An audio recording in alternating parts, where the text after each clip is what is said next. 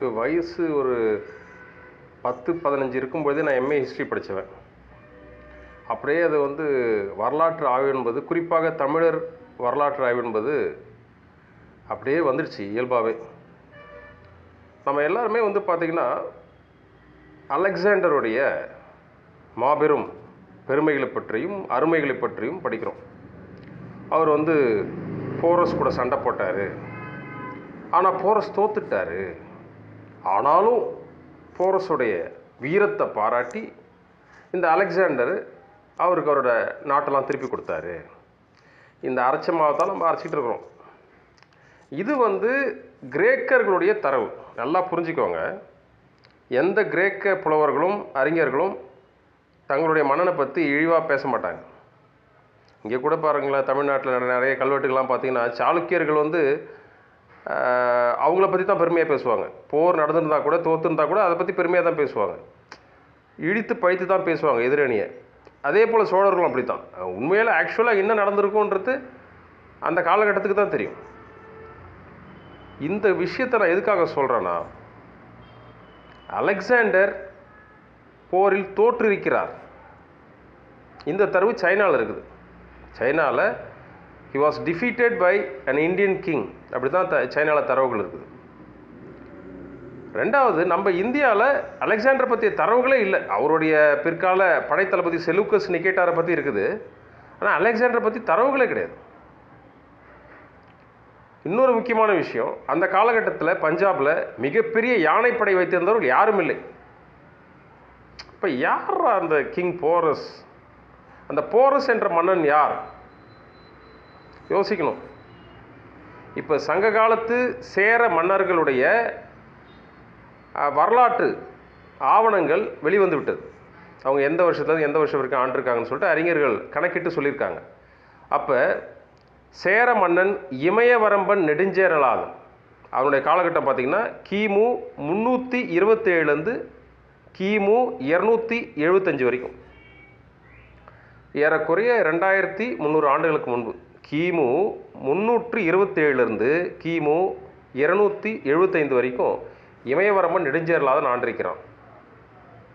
சரி, இமயவரம்பன் நெடுஞ்சேரலாதனுக்கும் அலெக்சாண்டருக்கும் என்னையா முடிச்சு போகிறேன்னு பார்த்தீங்கன்னா, அலெக்சாண்டர் இறந்த போரில் தோற்றது நம்ம தரவுகளின்படி அந்த காலகட்டம் பாபிலோனில் அலெக்சாண்டர் பின்னோக்கி சென்று விட்டு படுத்து படுக்கையாக கிடந்து இறந்தது அந்த வருடம் கிமு 323 அல்லது 4. கிமு 323.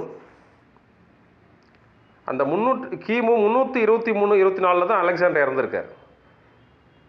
அந்த காலகட்டம் இமயவரம்பன் நெடுஞ்சேரலாதனின் காலகட்டம்.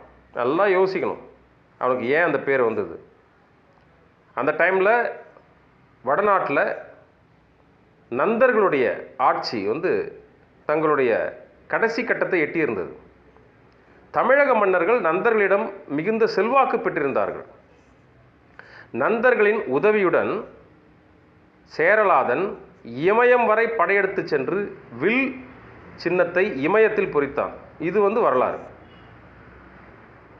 அந்த காலகட்டத்தில் அவனுக்கு இமயவரம்பன் நெடுஞ்சேரலாதன் என்று பெயர் ஏற்பட்டது. சரி, இதுக்கும் போரஸுக்கும் என்னையா சம்பந்தம்? போரஸ் என்ற பெயர் வடநாட்டில் எங்கேயுமே கிடையாது.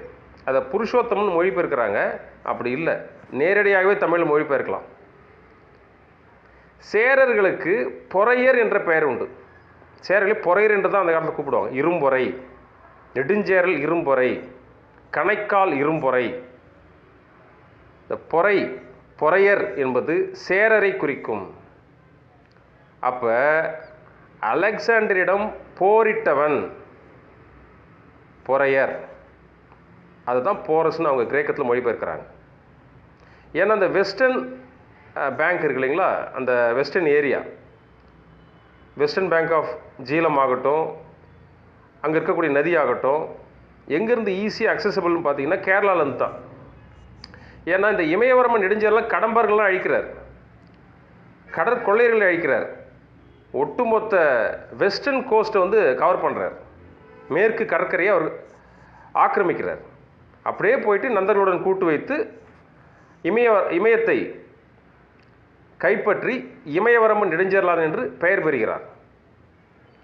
சரி, இதுக்கும் அலெக்சாண்டருக்கும் எப்படி சார் சம்பந்தம் இருக்க முடியும்னா, 10 தெளிவாக குறிப்பிடப்பட்டிருக்கு. அவர் எந்தெந்த அரசர்களை வென்றார் என்று தெளிவாக குறிப்பிடப்பட்டிருக்கு. அதில் யவனர்னா கிரேக்கர்கள், யவனர்களின் கூட்டத்தை வென்று அவர்களிடமிருந்து செல்வங்களை எடுத்து வந்தான். அவரிடமிருந்து ரத்தினங்களை கொள்ளையெடுத்து திருப்பி எடுத்து வந்தான் என்று இருக்கிறது. யவனர்களை வென்று அழித்தான்.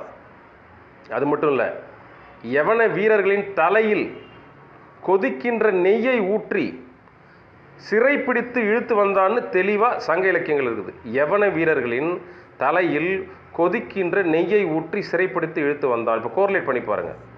பொறையர் என்பது சேரனை குறிக்கும். அவன் இமயவரம்பன் நெடுஞ்சேரலாதன். அவன் யவனர்களை அழித்தான், சிறைப்பிடித்தான், இழிவுபடுத்தினான், அவர்களிடமிருந்து செல்வத்தை கைப்பற்றினான். அவன் வாழ்ந்த காலமும் அலெக்சாண்டர், அதாவது யவனப்படைகள் படையெடுத்த காலம் 1. அவன் அரபிக்கடல் பகுதியைச் சேர்ந்தவன். இந்தியா முழுக்க கைப்பற்றி இருந்தான். இதை விட என்னங்க ப்ரூஃப் வேணும்? Proof is very clear. இதை ஒத்துக்கொள்றதுக்கு தரமும் திறமும் தைரியமும் முதல்ல நம்ம மக்களுக்கு இருக்கா? அதுக்கப்புறம் வடநாட்டை பற்றி பார்ப்போம். நம்ம மக்களுக்கு இருக்கா? நான் வெளிப்படுத்திட்டேன். பிற்காலத்தில் இது மிகப்பெரிய விவாத பொருளாகும். இது நிரூபிக்கப்படும். ஆக அலெக்சாண்டர் போரில் தோற்கடிக்கப்பட்டார். அவர் தப்பி பிழைத்து உயிர் பிழைத்து ஓடிச் சென்று போரில் பட்ட விழிப்புண்களால் இறந்தார். அந்த போரை அலெக்சாண்டருக்கு எதிராக வெற்றிகரமாக நடத்தி அலெக்சாண்டரை போரில் தோற்கடித்தவன் இமயவரம்பன் நெடுஞ்சேரலாதன் எனப்படும் பொறையர். இந்த பொறையர் தான் போரஸ் என்று அழைக்கப்படுகிறார். புரியுதா? ஏன்னா ஹிஸ்ட்ரி பற்றி நானும் எவ்வளவோ முத்தெடுக்கிறதுக்கு டைவ் பண்ணிட்டேன். யார்ட்டையும் வெளிப்படையாக பேசுறது கிடையாது.